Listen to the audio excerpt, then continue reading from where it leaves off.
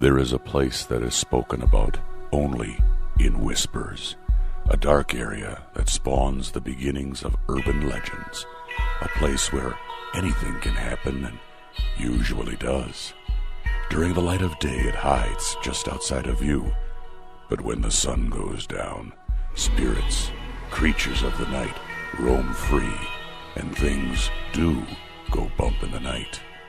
It is in every state and every country, and there is no escaping it, no matter how safe you feel behind your locked doors and latched windows. So we invite you to turn down the lights and turn up your radio while we join Dave Schrader and Tim Dennis, your hosts, on a journey into the darkness on the edge of town.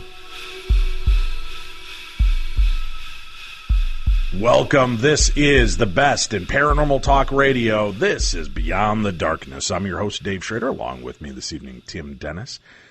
We're going to welcome Dark Waters back to our show tomorrow. It's his first time on Beyond the Darkness. Many of you have asked for his return. He has some chilling new stories from incubus to dogmen. You're going to want to make sure you tune in for that tomorrow on Beyond the Darkness. Tonight, though, Tim, we're going to take a look at something that seems to be just equally fascinating to our listeners, is the idea of these more dark and, I don't want to say violent, but definitely more aggressive encounters with Bigfoot.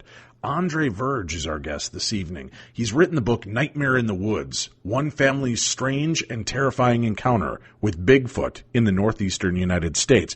Mr. Verge was originally born on a dairy farm in Westfield, Vermont, and he currently resides in eastern Pennsylvania. He's the founder of Tego Tea Company, a Native American tea that is currently being examined to reduce the effects of diabetes.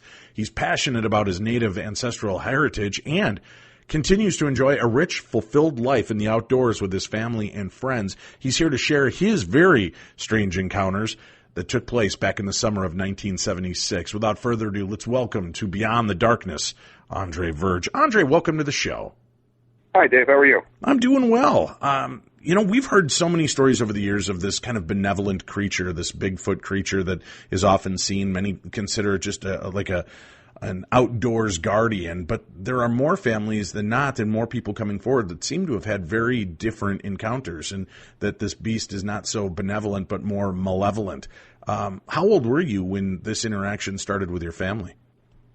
Actually, I was 8 years old in 1976.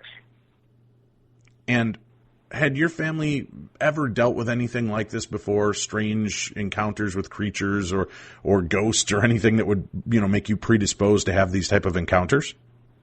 No, actually, this was our first encounter with anything like this. It kind of rattled us to the core when it happened.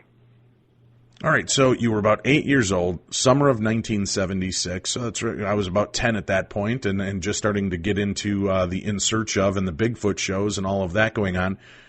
Talk to me about where this took place. Actually, it took place in Morris County, New Jersey. Excuse me.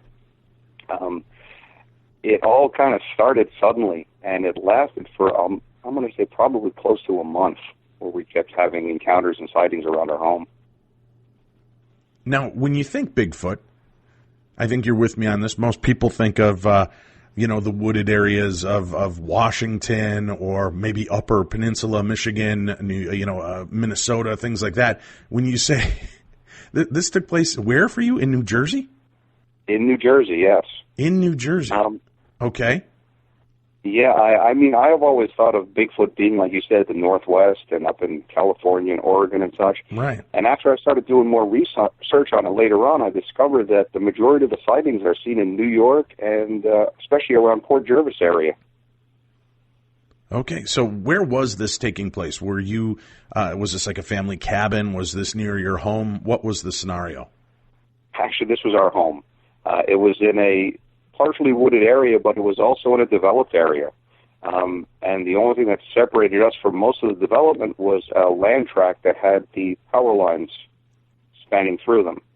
So we had a large section of woods behind our home. Oh, okay. And it just kept coming after us. I mean, for a while, almost like on a nightly basis, we kept having encounters. Well, tell me about the first encounter. What happened to you and your family that first time? Well, we were just driving home. We had a 68 Ford Fairlane car, and we were tooling up the driveway, and as we went up the driveway, it was dark. We were coming home from dinner. My mother observed some bright yellow eyes on top of the hill overlooking our home. And we just kind of laughed it off. It could have been a deer or something like that. But she insisted, and the next morning when we were walking around up next to the wood's edge, we started finding tracks everywhere. And it just kind of blew up from there. We just kept seeing everything from tracks to we would start smelling it in the area. And then eventually we started having sightings just about every night. Well, now when you say you would smell it, can you describe what that was like? Yeah, it's absolutely horrible. It smells, I would relate it to almost a sulfuric and almost like a dead animal corpse on the road in the summertime. It's a very putrid smell, and it would overpower everything around the area. And this just all of a sudden popped up out of nowhere. You'd never had experiences with this before. There had never been these kind of scents that would show up once in a while. This was just a brand new experience. Yeah, totally new for us. We didn't know what to do. We didn't know where to turn. And it got to the point where our animals would start sensing it, and we knew when it was around. And it was pretty much toying with us. It was making itself known to us all the time. For anything from sneaking around the house outside at night to throwing rocks at us in our garden. Now, were there other houses close by? Was anybody else in the neighborhood having an effect by this creature? Well, that's the thing. When this started happening, we were all pretty much sworn to secrecy because we didn't want people to think we were crazy. Right. This is something that doesn't happen. So we never really discussed it with anybody else in the neighborhood, and we didn't hear anything from them either.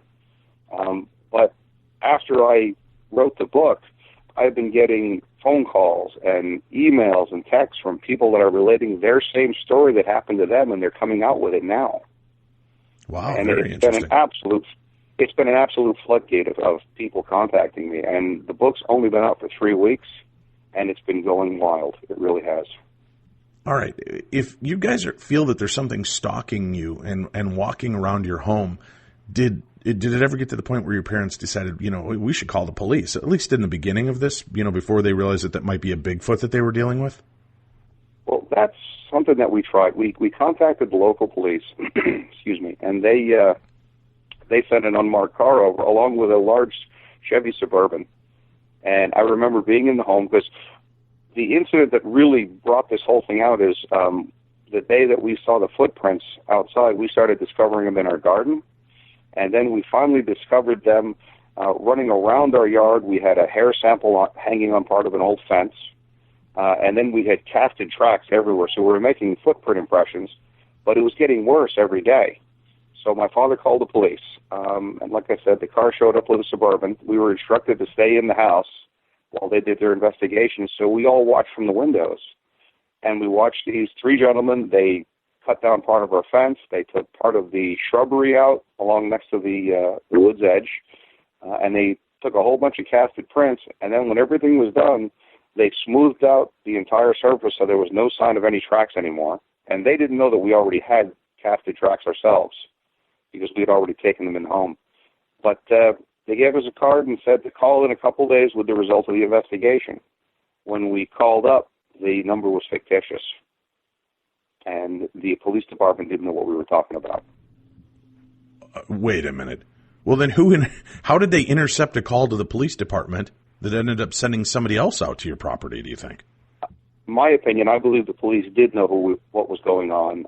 They probably had other calls that had come in, but they were trying to keep it as quiet as possible. And I don't know who this other group that came out was. They went through our entire property. After everything was done, it was a little unnerving because we didn't know who these people were. Right. But they had all the evidence, or so they thought, but we still have casted prints ourselves. So we still kept some of the evidence, but they didn't know we had them. And we actually continue to keep that to today. Did they, they've got this casted evidence that you guys have, but you kept that aside. When they were there, did you say, were they taking photographs, taking samples of casts and all of that as well? Oh, yeah. They took about 10 casts themselves. They took photographs of the entire property, took part of the fence down that had a tuft of hair stuck to it, and also some bushes up by the woods. They cut down some of the bushes there and brought that with them, and went all through the woods behind our home. And the way the woods are set up, there is a power line to access road, maybe about a quarter of a mile in, and it led to an old burned-out bungalow community way off in the woods that had probably burned back in the 60s. And they went through everything. And then they just kind of up and left with us with a lot more questions than answers, to be honest with you. Now, you had castings. That wasn't a very popular thing for the layman to know about or to consider to do back then. What was the inspiration to your family that, we should pour some plaster in this and actually cast these footprints and prove that what we're seeing is here? Well, actually, our castings were pretty rudimentary, because what we did is we didn't have any plaster of Paris, and my brother had actually been working with such things in school, in art class. So we decided to use really sloppy cement to see how that would work out.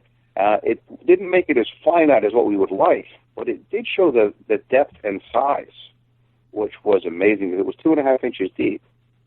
Wow! So this was a big boy. That's what you were up against.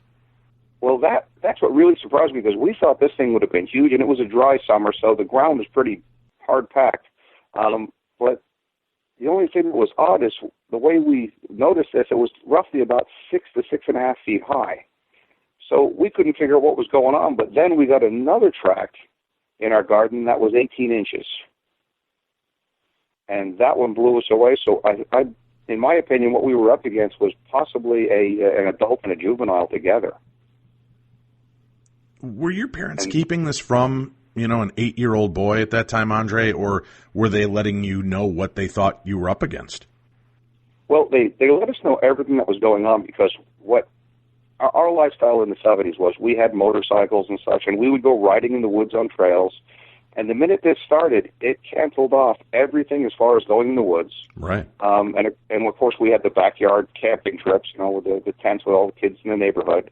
That was completely canceled out. Even things like I used to go fishing in a pond down the street, and we weren't allowed to go there anymore. And when nighttime came, everybody was pretty much in the home. We stayed really close to the house for 3 to 4 weeks. And we continuously kept watching the news to see what was going on, if anybody else had discovered anything. And we didn't see any more accounts anywhere, so we knew we were pretty much up against this alone. We had nobody to turn to. We had nobody we can talk to. Right. So we really relied on each other. And it was an interesting time in my life, because things like, for instance, my father became very vigilant with firearms in the home. And we had grown up with them, so we knew about them, but it was odd to see my father walking around outside with one.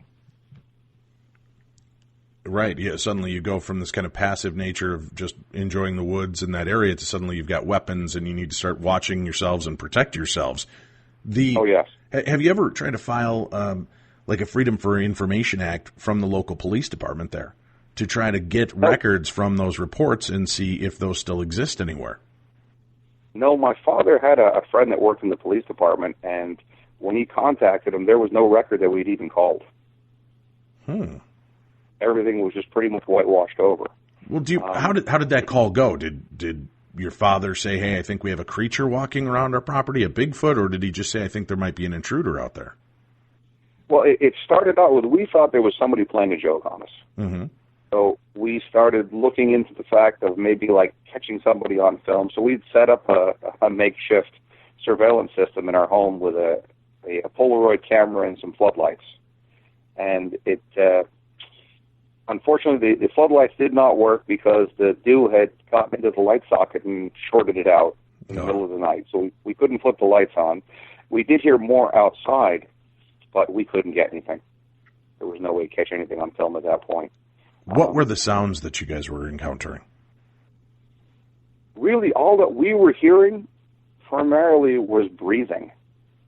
We would hear large gasps of breath, and it was very quiet. That, and we would hear a rustling in the bushes. We would hear things being thrown. Things were thrown toward our home.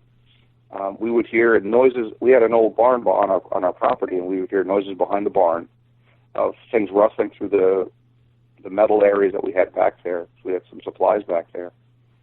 And it just continued to come around. And it continued until I literally came face to face with it 5 feet away. Well, having weapons in the house now, and your dad is keenly aware of what's going on, when you would see the bush start moving or you would hear the breathing, did he ever take a shot to see if he could figure out what was out there? Never took a shot. My father was an avid hunter, and he was a strong believer in if you don't see what you're shooting at, you don't pull the trigger. Very good, yeah. So he would never take a shot. We all knew where the weapons were in the house, and they were a stranger to us, but we were all pretty much made aware you don't touch them unless Dad's with you. So Dad was our protector and our defense in the home. Of course, that, and we also had a small Chinese pug in the house, too, that was also our protector. Okay. Now, you said the animals would warn you. What would the dog or the other animals do that would set you off to realize there was something nearby? Well, everything would be quiet. We'd be in the house watching television and whatnot, and all of a sudden the dog would just start barking. And she would run from corner to corner in the house as if there was something running around the house, and she was almost tracking it inside. So whenever she would start barking, we would jump up, grab flashlights, grab the weapons, check out the windows to see if there was anything close by. And being that it was summertime, we would have the windows open a lot, and then you'd start getting the smell. And that's when you knew there was something very close to the home. So do you think there was something going on in your house with this creature as well? I mean, aside from it stalking you outside, why do you think the dog was acting as though it was tracking something in your home? Well, what it was doing is whenever this thing would move outside, the dog would pretty much mimic it from the inside. It would be chasing it on the inside of the house as to where it was going, because it would hear its movement outside. So as the creature ran along one side of the house, the dog would run on the inside along that same section of the house, trying to find out where it was going, and pretty much alerting us to what was going on. So it was a pretty tense time in my life when I was growing up. Yeah, it sounds like it. When you'd let your animals out, would there ever be any aggression towards the animals? Rocks thrown, growls, anything like that?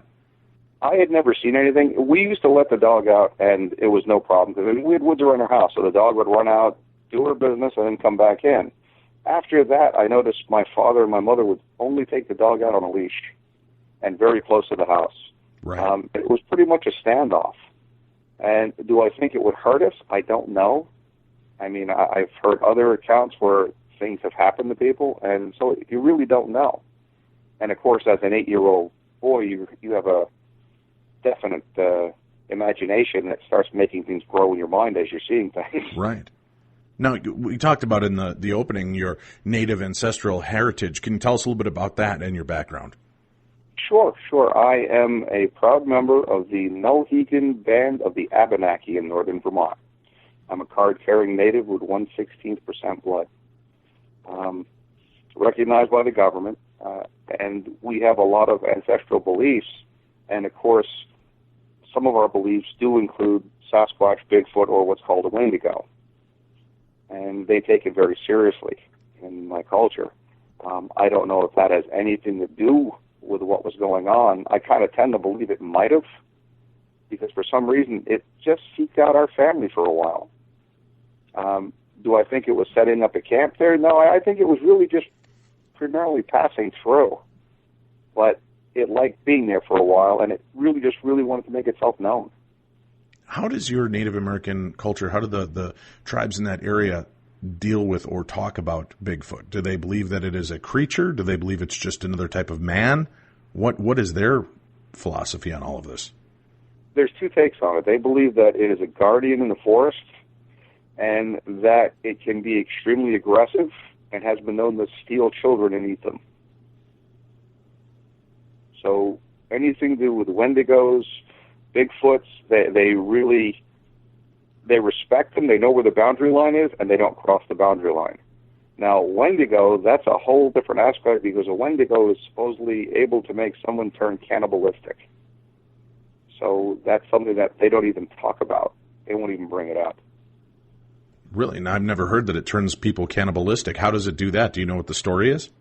It's supposedly a demon spirit that goes into your soul and forces you to become a cannibal. Oh, so it's in the vein of Bigfoot, but it's more of like a disembodied Bigfoot that's more animalistic. Yeah. It resembles a Bigfoot, but supposedly with like a deer head and a skull jaw, and it becomes very maniacal. Did your family ever reach out to the Native American Society out there to see if they could get any answers on how to deal with this? No, not at all, because like I said, when this started to happen, everybody pretty much clammed up. They didn't want anybody to know what was going on because they feared repercussion and embarrassment. So we were ordered not to say a word to anyone, of which I didn't for, 42 years. And I've kept it inside all the time, and until finally I was told I have to get this out of my soul, so I wrote it down. And by luck, a publisher wanted to read what I had started to write, and he loved it, and he had it published, and now it's just going crazy. As you were writing this, did more memories flood back to you, or do you just have it burned in your memory to begin with? Oh, yeah. Oh, the memories just came flooding back. I started remembering certain little nuances, and we had also had another incident happen with us.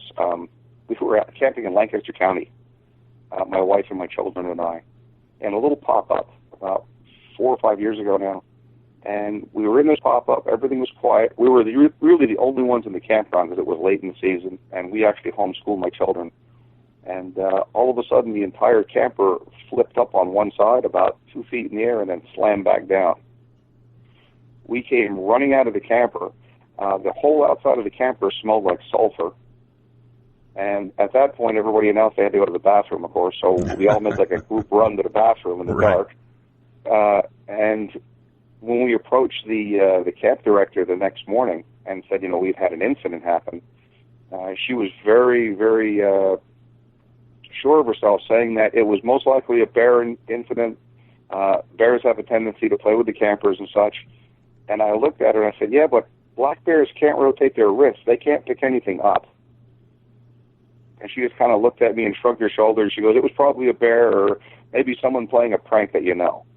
Well, my daughter went online and looked in the on Bigfoot areas, and come to find out Lancaster County is one of the hottest spots in Pennsylvania. Wow. So I believe we had our second encounter, and then we had a third encounter. Okay. Not too long after that, with my wife and kids again. What was that one like? We were out in a park during school hours. Everybody was in school except my kids, of course, are homeschooled. So we were in a park having a picnic, and we decided to go hiking along a power lines access area. And while I was on the power lines access area, nature called. I kind of parted away from everyone, out of sight, and went to take care of nature. And all of a sudden, the smell came back. Whooping noises began, and then the bushes down below me exploded in front of me, shaking back and forth violently. My wife yelled, my kids got scared, and we started backing up the hill. We were backing up the hill. We noticed that it was following us up the hill in the bushes. Right. No, I'm not trying to make fun of it, Andre, but so you're peeing, relieving yourself. Suddenly the bush in front of you starts. Do you think you were peeing on a Bigfoot? No, well, I think, in my opinion, I think that in nature, when you have a male will make a scent in an area to signify that that's its destined area. And right, it's territorial markings, sure. And I went on re-patronizing the territory. And I think they caught wind of that and became a little enraged. And it wanted to let you know, go home, this is my area, stop peeing on my bushes.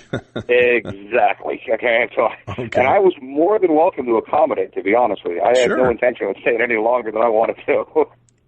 All right, let's do this. We need to take a quick break. We'll come back. We'll continue finding about a family's very strange and terrifying encounter with Bigfoot in the northeastern United States. Our guest this evening is Andre Verge. We'll continue with more of the best in paranormal talk radio right after this.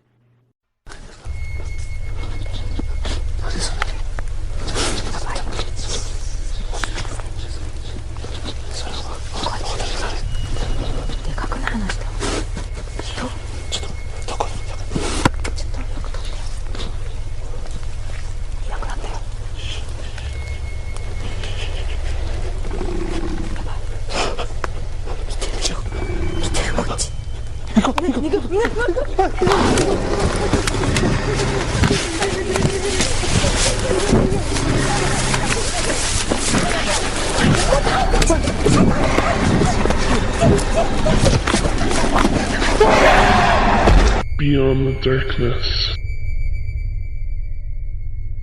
This is Beyond the Darkness. I'm your host, Dave Schrader. Along with me, Tim Dennis. Andre Verge is our guest for the remainder of the show as we talk about his encounter, and it sounds like many encounters, with a Bigfoot. His book, Nightmare in the Woods, One Family's Strange and Terrifying Encounter with Bigfoot in the Northeastern United States. Remember, if you want to order that book, folks, do me a big favor. Go to podcast1.com. Click on the Killer Deals link. When you get in there, find the Beyond the Darkness banner. Click on that. You'll see all of our advertisers, including Amazon. Click on the Amazon button that works in your area, whether it be Canada, the UK, or United States. Click on that link, go in, type in the book title, Nightmare in the Woods, One Family's Strange and Terrifying Encounter with Bigfoot. And when you find that link and you purchase through that link, just a small portion of every sale goes back to help support this show. It doesn't take anything away from the author or from you at all. As a matter of fact, if the book is $20 on Amazon and you buy it through our link, it's still $20. Just a very small percentage goes to keeping the show alive. It's part of our affiliate program and deal with Amazon.com. So a little bit goes a long way in keeping the show as commercial free as we possibly can and more targeted for you. So please go check that out again. Go to the Killer Deals section at podcast1.com. Click on the Killer Deals section, go down to the Beyond the Darkness banner, click that, then click on the Amazon one. And it's good for whatever you want to order, not just the books. If you order anything from Amazon.com and you run it through that link, that will help out our show considerably. And I know many of you have asked, what can we do to help maintain the show? That's one way you can do it. You can continue to maintain it by purchasing all of your orders through our link over at podcast1.com on the Killer Links section. We're back. Andre Verge, our guest this evening. Nightmare in the Woods is his book, and we were talking about some of the experiences that he had. Now, I know we've jumped forward in time a little bit, and we've heard a few of your other experiences with this creature. Let's go back though to the summer of 1976. From start to finish, how long did this encounter take? The entire encounter took roughly between 3.5 to 4 weeks. And it started slow. You'd smell it. You could hear this huffing or breathing. Would you hear the quintessential whoops and growls from the woods, or was it keeping more low-key? It was very low-keyed. It was really just watching us all the time, and we definitely knew it was there. Now, were you leaving food out by any chance, Andre? Were you or your family leaving food out, maybe either for the dog or for this creature that might have made it so aggressive? No, not at all. The only food that was really outside was our garden. Okay. And we did notice that it was going through the garden. Was it taking any particular part of the garden over the other? Honestly, I don't remember. I was so young. Sure. I knew that my parents were infuriated because they had stepped on their tomato plants a few times. Right. and they weren't too keen on that. They originally blamed us, my brother and I. But after seeing footprints in the garden and the visits we started encountering, everything changed. Was this thing becoming more aggressive as maybe the garden was dwindling? Do you have any idea or perspective on that?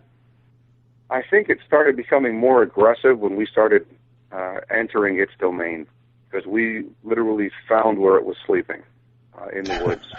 What the hell's wrong with you and your family, Andre? Oh, I don't think I'd go out into the woods stalking the thing that's stalking me. You've got some cojones on you, my friend. How did you guys decide to go start looking for it? Well, we actually weren't looking for it. What we decided to do, because back in the 70s, it seemed like everybody would take long walks on the roads and in the woods and things like that with a family. Mm-hmm. And that was something that we looked forward to on a daily basis. You know, after dinner, going for a long walk together. And one of the places we used to walk was in the woods along what was called the Power Lines Access Road. And when we were walking, you might say, my father decided at one point, we can't let this thing continue to keep us in fear. We have to expand and just face it face to face and just move on with our lives. You know, we're not going to be afraid the rest of our lives. So we started walking on the Power Lines Access Road, and it ended at a bungalow community that had burned out years ago back in the 60s. And it was in the middle of the woods, so we walked in, and we had gone there many times riding motorcycles and things. It was an adventure. And we discovered that in one of the basements of one of these old burned-out houses was a nest. It reeked. It was the most putrid smell I've ever smelled in my life because it was super concentrated. And when we looked in the darkness, there it was in front of us. There was an 8-foot by 4-foot nest, about a foot deep of grass. And that's when we knew we had stumbled onto where it was living. And I'll be honest with you, we got the hell out of there really fast. There was no reason to stay there any longer than we had to. Right. Now, did you, when your family finds this, I mean, were you all out on an excursion together when you came across this? Yeah, the four of us, my parents and my brother and I. And, I mean, of course, my father was wearing a sidearm. So the minute he saw that and I saw it, we kind of backed away from the building and we just went into high alert mode. We were scanning the bushes, the trees, anything that had movement. And what we did discover is there was no wildlife out at all anymore. The deer had gone, there was no birds, everything was just dead silent. That's when we knew that there was something very close by. So we double-timed it back to our home, and it was the longest mile walk I've ever taken in my life. Oh, I bet. Yeah, now you're looking over your shoulder and worrying if you've irritated this. But now you've gone into its den, and it's got your scent. It knows that you've been poking around in its property, if you will. Yes. It was pissed at that point. Yikes. Okay. So once you've really done that, changed. yeah, what, now prior to that, you were just getting the smells, the huffing sounds, the kind of low growls, and you said things were being thrown. Yes. Rocks, was that what it was? And if so, how big were the rocks? Well, the first rock that got thrown, it was my mother and I were in the garden. She was actually tending to her garden, and my father and my older brother had gone off to work because we had a landscaping business. And so I was protecting my mother in the garden with a pop gun with dirt stuck in the end because it would shoot dirt out. And I figured, well, as an 8-year-old, at least I'll blind it if it comes out at us. That's right. So I'm sitting there in the garden with my mother, and all of a sudden a rock about 5 inches long lands in the garden about 6 feet from me. And I just stared at the rock. I mentioned to my mom, and she looked at me, and she goes, I didn't see anything. And like 10 seconds later, another one lands almost right on top of the first one. And my mother's staring at the rock that just landed, so now she's aware that it's coming in. So she totally disregards it and says, let's just keep working, we'll pick up the vegetables, and we'll go down to the house. And no sooner she said that, one more comes flying over us with about a foot long. And that's when we realized it's time to leave. It was just playing Bigfoot bocce. There's no reason to get upset, Andre. Oh, no, it's okay. I was definitely not in the mood to play Bigfoot bocce. Yeah. But I remember as we're backing out of the garden, the trees in front of us, it was a thick growth of bushes and stuff, and they just started whipping back and forth. And the first thing that came to my mind is, oh, my God, it's my mother. What about if this thing's a male? So I was scared to death. I had to get her to the house. And I emptied my firearm of air into the bushes, and you could hear the dirt flying through the bushes, and I think it would probably laugh at that point. But, no, we made it down to the house, and that was the turning point because now it was affecting my parents more so than just us. Right, and boy, I didn't even think of that. You're right. If you're, your mom's a woman. If this was a male Bigfoot, was it posturing? Was there a physical threat of this creature? Maybe in an amorous way, looking for your mother. Exactly. And, wow. I've read books. And ever since this incident happened, I tried to put it out of my mind, but of course I couldn't. So I would read books. I'd watch stories in search of all of that. I don't know how many times I watched The Legend of Boggy Creek. And I kept thinking of all these occurrences, everybody says, oh, it's not dangerous. This is a wild animal. This is a wild creature. Right. If you corner it, what's it going to do? And on top of that, now it has a possibility of having logic, and it can think. That's a very dangerous animal in the woods. Yeah, especially when most humans don't even have that ability. Exactly. So now, that clicked as I was 8 years old, and I was thinking then, this is a scary situation because my father had told me never corner an animal, especially a wild animal, because it will attack you. And here we are dealing with something that we don't know if it's half human. So it was a very, very scary time in my life, one that I actually tried to block out for many years. And it wasn't until I finally came down and wrote the book that I was able to get a lot of this out of my system. Now, was it your brother, did you say? Yes, it was my brother and I that were there. How old is your brother? He's 6 years older than I am. All right, so he has a very good, vivid memory of this, I'm sure. Oh, yes. And we had a family friend that was also helping us out for a little bit, too, with it. What did he say? And when you're talking to him about this and you guys reflect back on these stories, he was slightly older, so he was about, 13, 14 years old.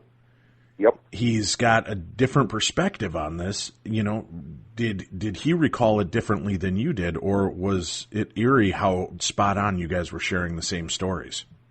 Oh, we were spot on.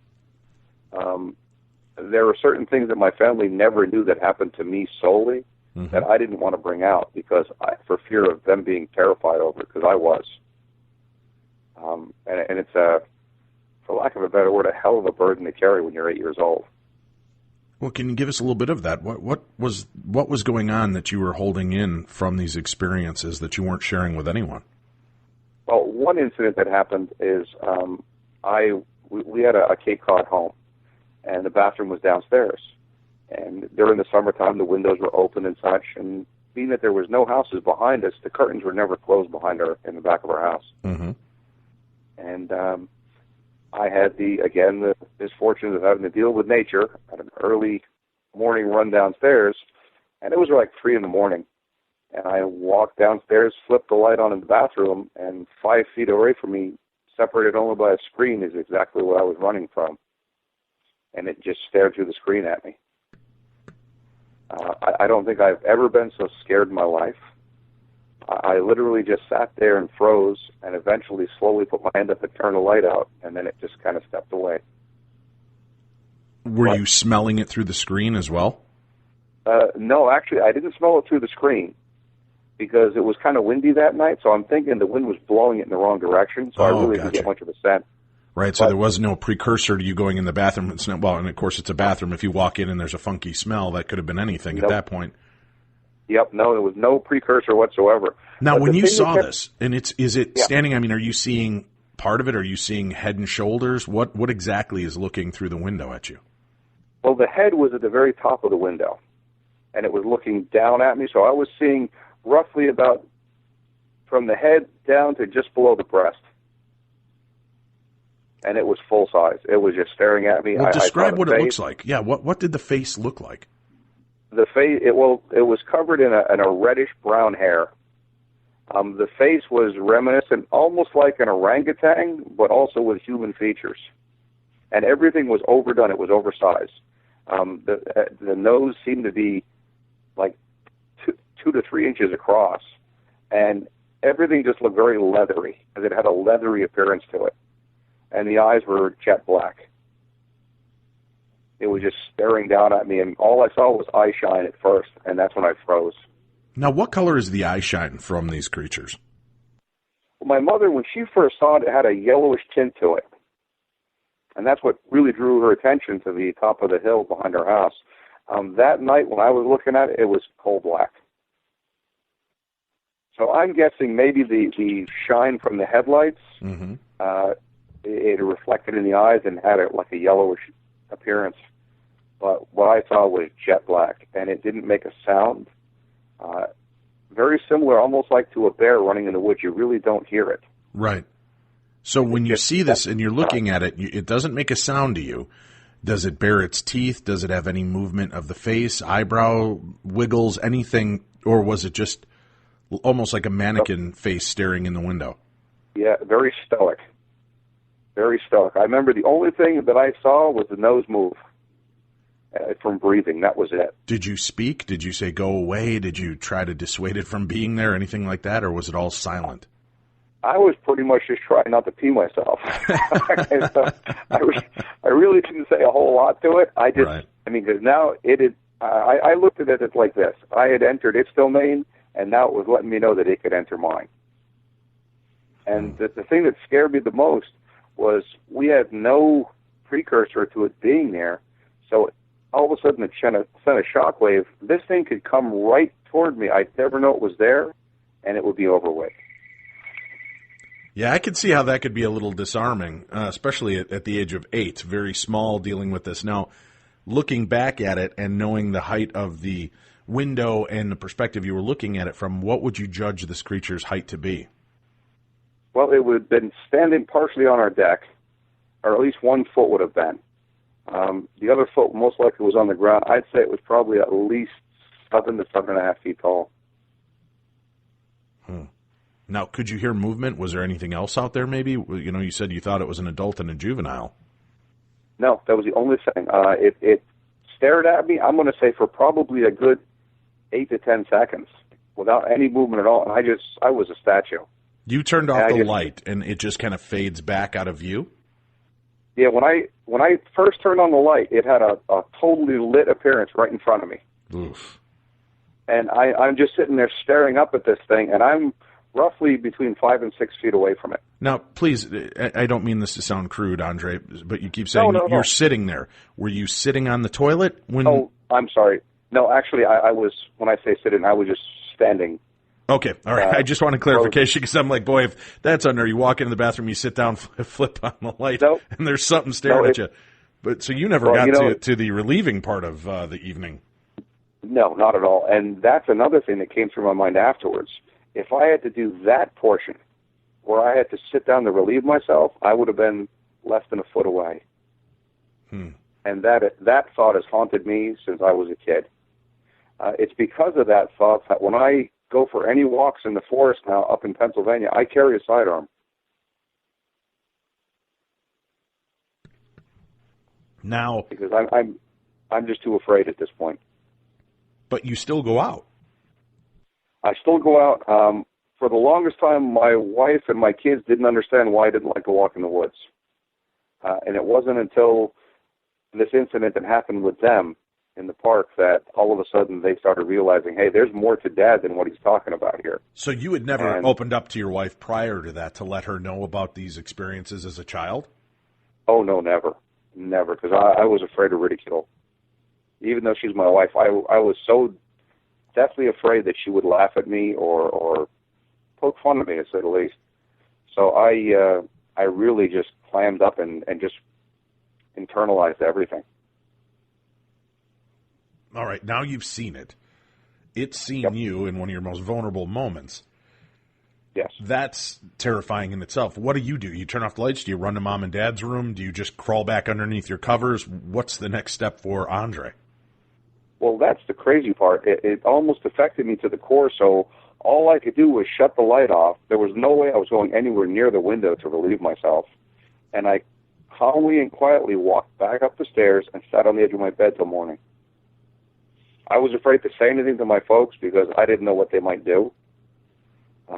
I was definitely afraid of losing my parents. Like if they became enraged and said they were just going to get this and end it and go in the woods, because then I figured I'd never see them again. Understandable. And again, this is the rationale of an 8-year-old boy, and that totally makes sense to me. Totally. Yeah. And again, as a father myself, if something was out stalking my children and was outside the window, now they know me well enough, there's no way I'd run outside, but I'd certainly miss the old one that I sent out to go look into it. Yep.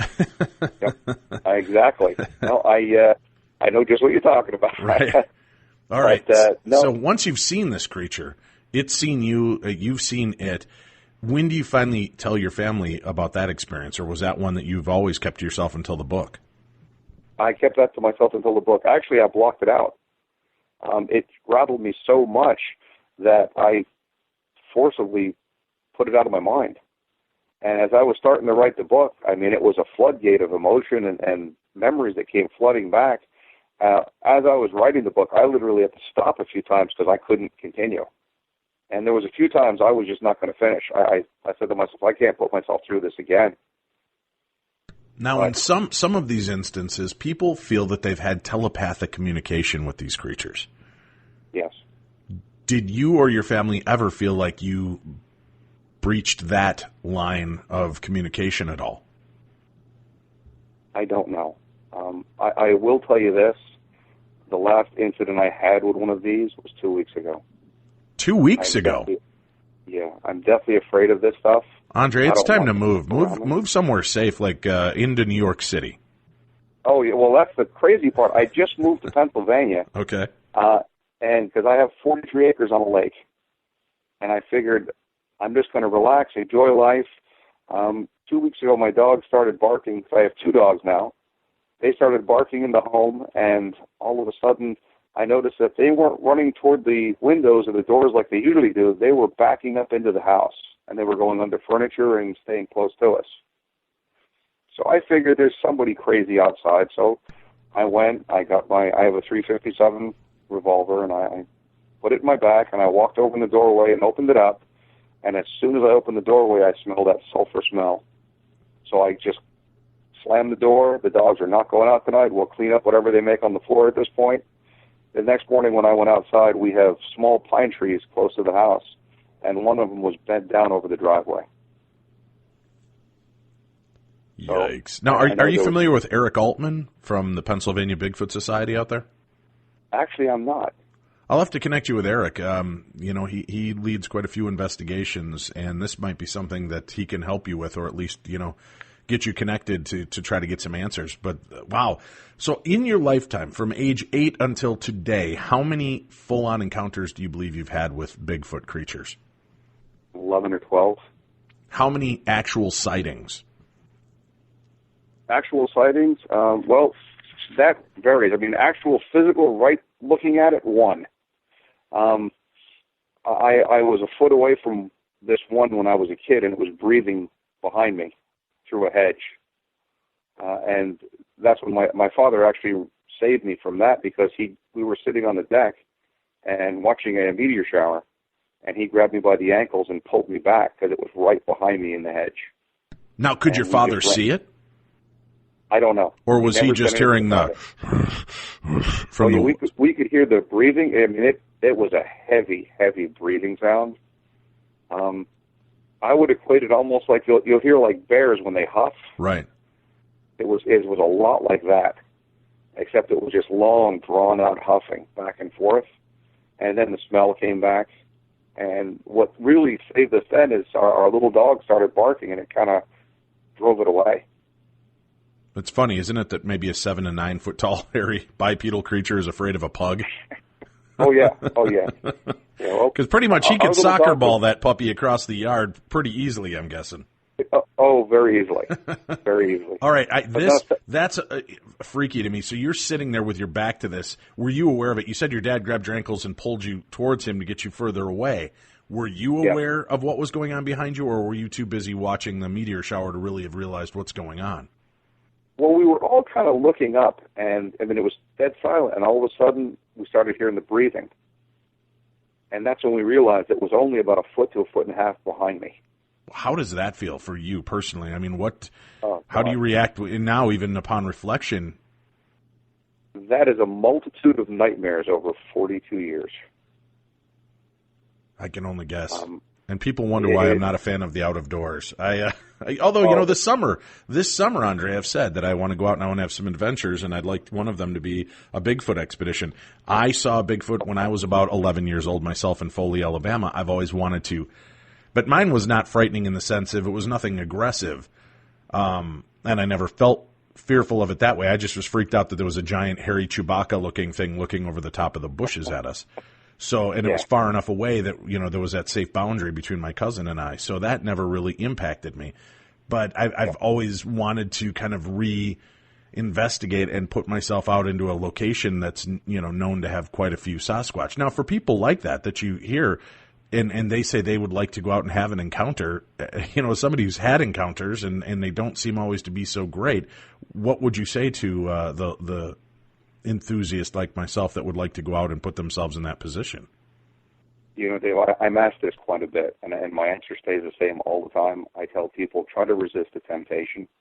If you saw a tiger walking through the woods, you wouldn't want to go up and pet it. Okay? These are very territorial and can be quite fearsome creatures if they want to be, because we really don't know everything about them. Well, and I got to be honest, if the tiger's playing with a giant ball of yarn, I might want to go play with it. I'm not kidding. Who's your big kitty? Who's your big kitty? But my God. You're right. Bigfoot would be something different, I think, altogether. Yeah, I've been asked to go out on Bigfoot expeditions in the past, and I have not gone on a single one. I can't. Now, you think you've got them on your property, though, where you're at now? Or at least one was passing through. Yeah, I honestly believe that these things are very transient. They don't stake a claim and stay. They're constantly moving. I've done some research on my own research from everything that's happened to me, and 90% of the time, anytime that there is an encounter that I have, it's close to power lines. And when you look at where the power lines are located, that's a natural highway that goes across the entire country. Well, why do you think that they would follow power lines? I mean, that would be close to humanity. I would think they would try to avoid that at all costs. A lot of power lines are really situated in the woods because nobody wants to live near them. Right. So there's a lot of woods around the power lines. Power lines also give the opportunity for game. A lot of deer will eat on the grass and everything underneath the power lines, and there's a lot of game. I'm finding that your hottest spots are between power lines and bodies of water. Would you find any partial remains of animals that look like it had come into an encounter with this Bigfoot creature when you were growing up? No, we didn't see anything. Like I said, we really tried to stay indoors as much as possible. We would see and hear things around the house, and the smells, of course. But as far as finding any remains, nothing. But I did notice that when all of this began, all wildlife in the area left. Now, you said once you'd gone in there and kind of disturbed its nesting area, things really amped up. We heard about this appearing at the window and letting you know it was there. What were some of the other freakier aspects of the encounters that happened once you and your family stumbled on its nest? We started smelling it a lot more around the house. Our dog would start going crazy much more often, and it would make itself known to us, whether it be a rock hitting the side of the house, or we go out in the daytime sometimes, and you can see more tracks all around the house. But you never called law enforcement again? Nobody ever made that call to have them come reinvestigate? No, my father actually became pissed. Okay. We are old farmers from northern Vermont, and in that section of the country, there wasn't a lot of law enforcement, so you had to handle everything on your own. It was almost like pretty much being in a survival mode. So if you had a problem, if you had something that was coming around, you'd shoot it, and it was over with. My father went into that mode eventually, and he didn't want to because, we're in a very populated state. Right. So at that point, shotguns were put near the doors. My dad's pistol was always at the ready. Whenever we went outside, he had his pistol with him. And did your family ever have any physical encounters where they saw the creature, aside from the one time at the window where you did? Did anybody else have an encounter like that? Mostly my mother. She saw it running on the side of our house one day. There used to be a small field next to the house, and she saw it running from the road. There was a woods edge near the road. From there across the field back into the woods. And at that point, that's when she became really unnerved. And then, of course, with the rock incident, that finished any more going in the garden. Because we lived on our back deck and in our yard during the summer. Right. And after that, we were inside. So it really changed our lives. And it's affected me all the way to today. What were the final incidents that happened during this entire 3.5, 4 week stint? What was it, and how did you know it was eventually gone? Well, we kept watching the news. We kept reading the paper to see if anything else was coming up, and we pretty much went into lockdown mode. Our home became a prison, and we were always on the defense because we didn't know at what time a window was going to smash in and something was just going to grab somebody, or worse than that, kick a door in and just walk right in. Right. So we were always at on alert status, and then one day we saw in the paper that somebody had a sighting of a bear walking on two legs up in Sussex County, New Jersey. And then from there, it went a little further, and there was a farm where a farmer had witnessed what looked like a large bear walking on two legs go into a rabbit hutch and rip up its rabbits. And it was pulling the heads off of his rabbits. And that's when I determined at that point, this thing is a meat eater. So Right. were we lucky to get out alive? I don't know. But either way, it definitely was no longer a vegetarian.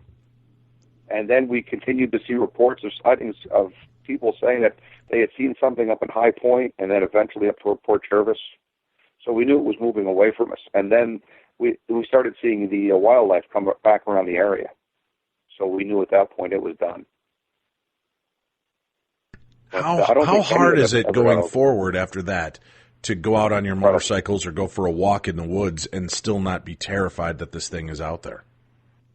Well, I can tell you now when I walk in the woods, I carry a revolver. Right. I'm talking about as a kid. This thing ended when you were still 8 years old and it was over. But did your family... did they ever recover? To carry a firearm. No, he continued to carry a firearm until he passed away. Were you ever allowed to go out into the woods on your own again? We were allowed to, but we never did. We pretty much abandoned. Sure. Yeah, we abandoned all travel in the woods behind our house at that point. It became too frightening.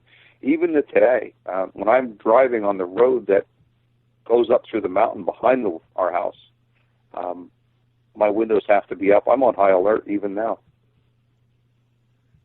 You said once you wrote this book, you started hearing from people in that area that had similar encounters. Tell me a little bit about that. You know, what are some of the encounters that they had, and were they neighbors of yours at the time? Or are they people that live there now? What are you finding most? Actually, from different towns close by.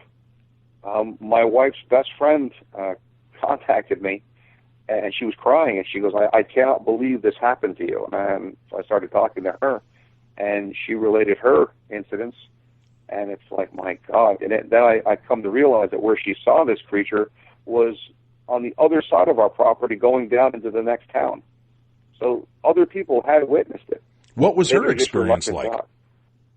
She was outside playing at her cousin's house. She was a small girl, actually same age as I was, and she saw this big hairy man walking in the woods and stop and start walking toward her.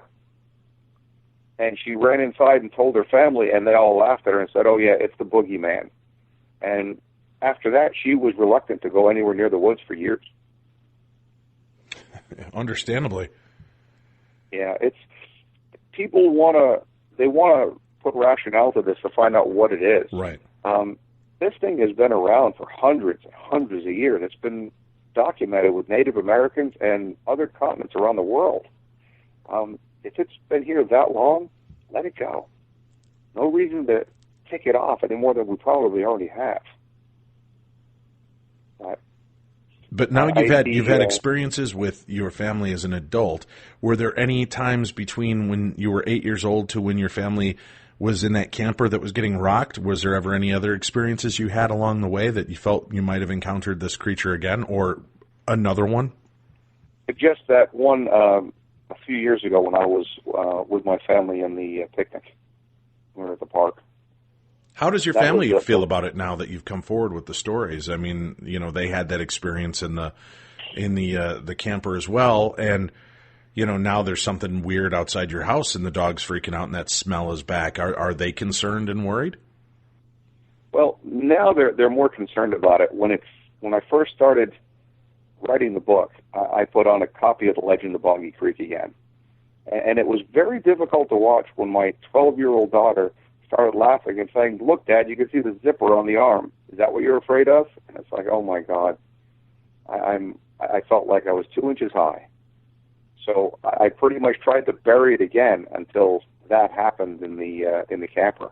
And now my family, when we go out in the woods, they all watch. My wife sometimes, she herself takes a firearm, and we all watch while we're walking because you don't know what you're going to see. Regardless of bears and now cougars in Pennsylvania, this is something that it's unnerving. It's something you really don't know what the parameters are. Well, I am thankful that you came forward to share this story with us and do this. You said you've had years of nightmares because of this. When you have these nightmares, are the encounters in the nightmares, Is there anything strange or profound about them? And I only ask that because I've had some people who said that after they've had encounters, they've had Bigfoot in their dreams, and it doesn't feel like a dream. It feels more like an astral meeting or a connection with these creatures. Well, I kind of do believe that my ancestral heritage might have something to do with it. Sometimes I do feel like I have a little bit of a connection, and that's why they don't want to seem to leave me alone. Even though I want them to, I really don't want anything to do with this. It was very difficult for me to go back into this after so many years. But the dreams I have now, even to today, it's kind of shocking because I find my family are in the woods and they're being stalked by this as if they're prey, and I have to prevent that from happening. That's why I pretty much keep recurring dreams constantly. Right. So I have to either stop this thing from attacking my family or put myself in harm's way so it'll attack me and keep them alive. So, not a nice place to be. No, not at all. Not at all. It's horrific. Andre, thank you so much for sharing your story with us and with our listeners. I know they're fascinated by this. The book is out and available. It's been available for the last 3 weeks, you said, correct? Yes. Nightmare in the Woods, one family's strange and terrifying encounter with Bigfoot in the northeastern United States. We'll have a link up to that on our podcast, so you can click that link and find the book. But like I said, if you're going to buy it, do us a favor. Go through the Killer Deals link on podcast1.com and order it through the Darkness Radio Beyond the Darkness banner. You'll see the Beyond the Darkness banner with our little ghost. Click that. It'll take you in. And then click on the Amazon tab that works for you. Place your order and help support our guest, Andre Verge. You can also help support Darkness Radio by making all of your purchases on Amazon, whether it's books, clothes, food, furniture, whatever, all through that link. That's the way that you can reach out and make sure to support Darkness Radio's Beyond the Darkness here on the Jericho Network, part of Podcast One. Tomorrow, we're back with strange encounters, Dogman, and more. Your buddy Dark Waters is finally making his way to Beyond the Darkness. That's here on the best in paranormal talk radio. For Tim Dennis, I'm Dave Schrader. Special thanks to Andre Verge, our guest this evening. You've been listening to Beyond the Darkness.